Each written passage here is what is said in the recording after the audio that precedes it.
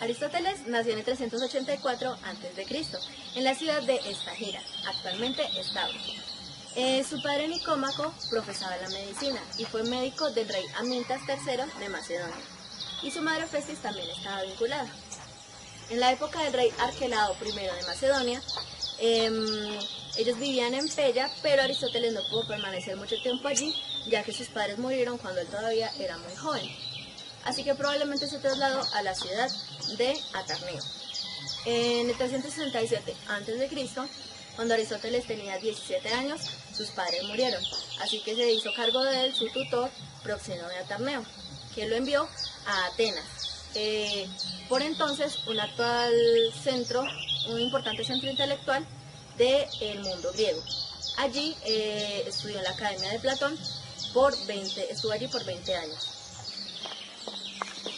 Bueno, en el 343 a.C., Aristóteles fue convocado por el rey Filipo II de Macedonia para que fuera el tutor de su hijo Alejandro Magno. Así que Aristóteles viajó nuevamente a Pella para enseñarle por al menos 2 años hasta que comenzó su carrera militar. Bueno, en el año 323 a.C., cuando Alejandro murió, Aristóteles dejó Atenas y se instaló en Calcis, donde al año siguiente, a la edad más o menos de 63 años, en el 322, Aristóteles murió probablemente por una afección estomacal.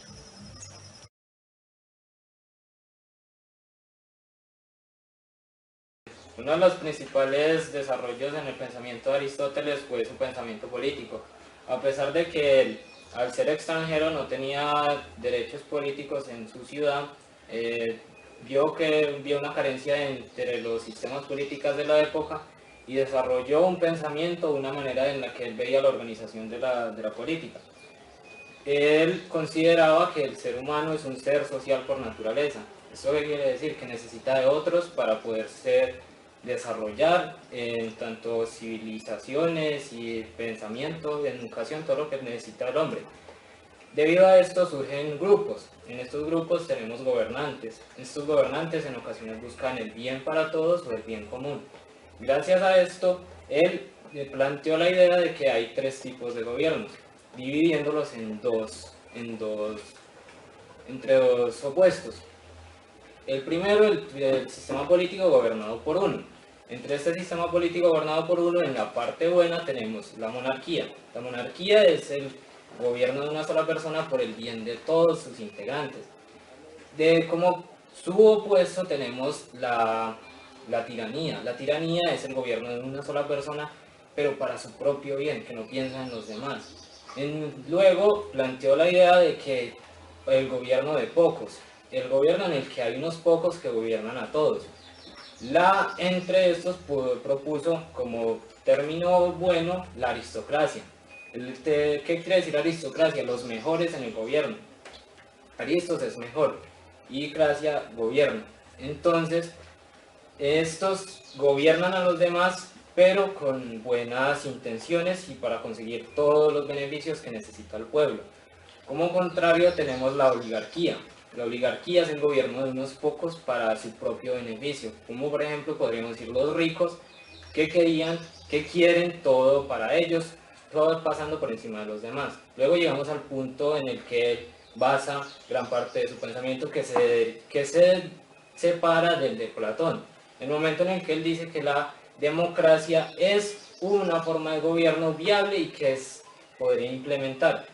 ¿Por qué se separa del de Platón? Porque el Platón dice que la democracia no es una forma de gobierno que sea viable.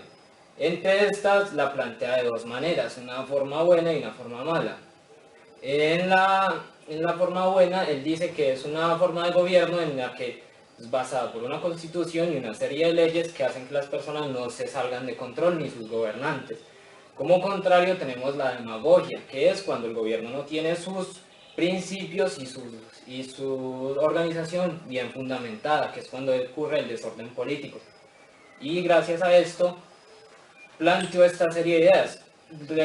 Normalmente no fue bien recibido por lo que era extranjero, pero al pasar de los años sus ideas hacen mella hasta mucho tiempo después.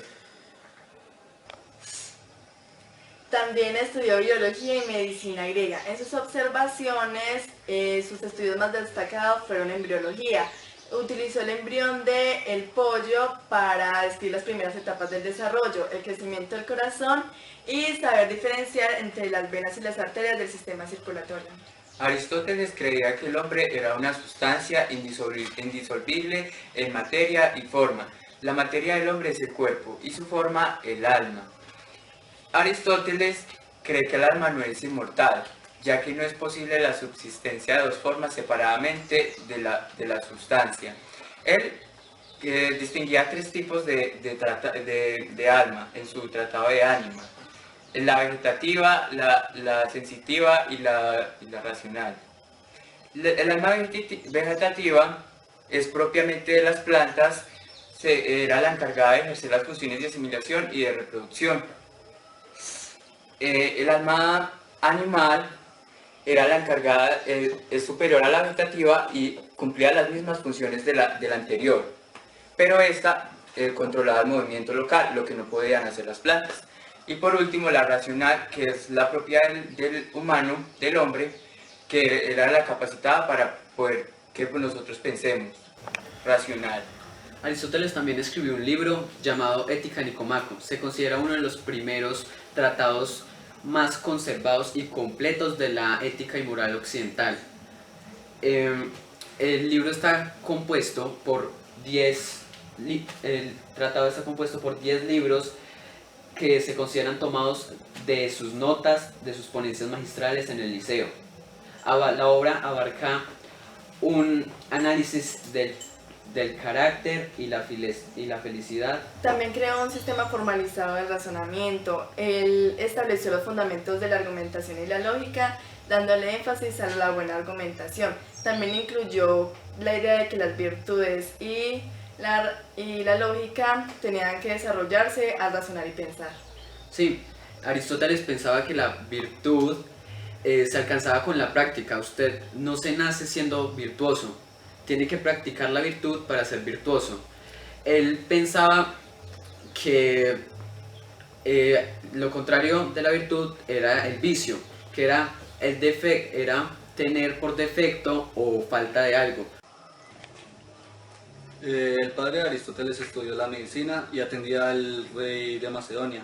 Por ese motivo Aristóteles pudo estudiar en la academia junto a Platón, quien al morir todos creían que Aristóteles iba a suplantar su papel, y al no hacerlo se creó una gran dualidad. Aristóteles, antes de poner a ejercer su trabajo de la filosofía y emprender la creación de su propio liceo, tuvo la oportunidad de enseñar a Alejandro Magno, quien posteriormente se convertiría en un gran líder de la época.